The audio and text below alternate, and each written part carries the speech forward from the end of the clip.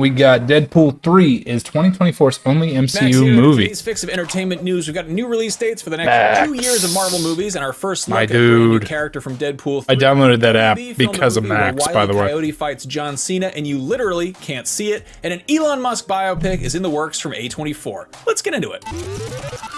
What was so funny earlier? What do you mean? New COD's better than the last one? I don't know. How would it feel? I don't like Call of Duty anymore. The latest reshuffling of Marvel movie release dates, and the currently untitled Deadpool 3 is now the only MCU feature film planned to release in 2024. Of course. The film's release date was bumped from May 3rd to July 25th, but at least it's still on track for next summer. Captain America Brave New World is now scheduled to arrive on February 14th, 2025. That was previously the release date for Blade, but that's been kicked down the road to May 7th, 2025. You're making another Blade? Fantastic Four is still slated for May 2nd, 2025. And Thunderbolts will land on July 25th of that year. Previously, the July and November slots were planned for unannounced projects, but those have both been dropped from the schedule entirely. Obviously, the pandemic threw a monkey wrench into Marvel's release calendar, which was then further compounded by the writers and actors strikes. Thankfully, those are both seemingly resolved, but obviously there are going to be some repercussions. That said, as a huge Deadpool and X-Men fan who's also been suffering a bit of MCU fatigue, I'm perfectly happy if Deadpool 3 is all we get for a little while. Also, Ryan Reynolds confirmed yet another fan favorite character who's joining the cast. Dogpool will be in the next Deadpool film, according to his Instagram. And yes, that is basically Deadpool in dog form from an alternate timeline who gets powers from having products tested on him by a cosmetics company rather than the Weapon X program. I think this is going to be a really fun movie.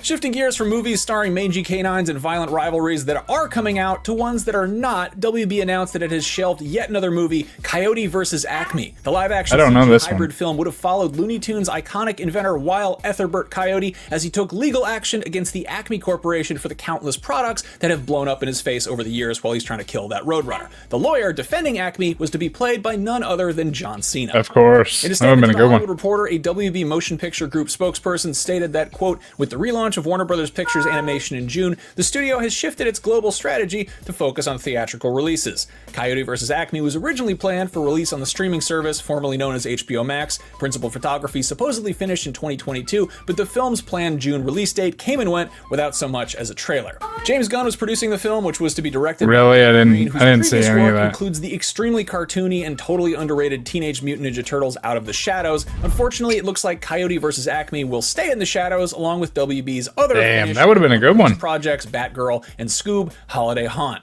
I know we can't see John Cena, but I was really looking forward to seeing this movie where he has a legal battle against a cartoon coyote. I don't know, seemed like a good time. Yeah, it does seem. Anyway, it sounds good. Of conniving inventors whose gadgets periodically catch fire or crash into walls, there's an Elon Musk biopic in the works. I'm kidding. What's he gonna do? Get John Cena to sue me? Anyway, A24 is developing and Darren Aronofsky is attached to direct. Variety reported the news, noting that the film will likely use Walter Isaacson's Elon Musk movie in development founder as its basis. Isaacson also wrote the Steve Jobs biography that was adapted for the big screen by Danny Boyle back in 2015. That's the Fassbender Steve Jobs movie, not the 2013 Ashton Kutcher one. Unlike Jobs, whose biopics were released after his death, Musk is still alive and kicking and regularly making headlines, which makes his legacy something of a moving target. Regardless of what you think of the guy, Aronofsky definitely has the directorial chops to make a cool movie about him, and Musk seems to making a movie on that social network based on Elon Musk. To buy it. Musk wrote, "Glad Darren is doing it. He's one of the best." Quite a few of Aronofsky's films are intense character studies and often deal with obsession of one kind or another, from his debut Pi to Requiem for a Dream, The Wrestler, and most recently The Whale. It's kind of hard to tell what it's going to be like right now, but if the Elon Musk movie hits similar notes to those, it seems like it could make a really nice companion piece to David Fincher's portrayal of Mark Zuckerberg in The Social Network, but we'll have to wait and see. I didn't like The Social Network. And that is your fix of entertainment news for Friday, November 10th, 2023. If you haven't yet, go check There's out the Daily Fix. Finale of Loki Season 2. And also, I gotta see have that. a great weekend. I'll see You next too, time, bro. Take care. I like him. Stick with IGN. Stick with me. Thank you.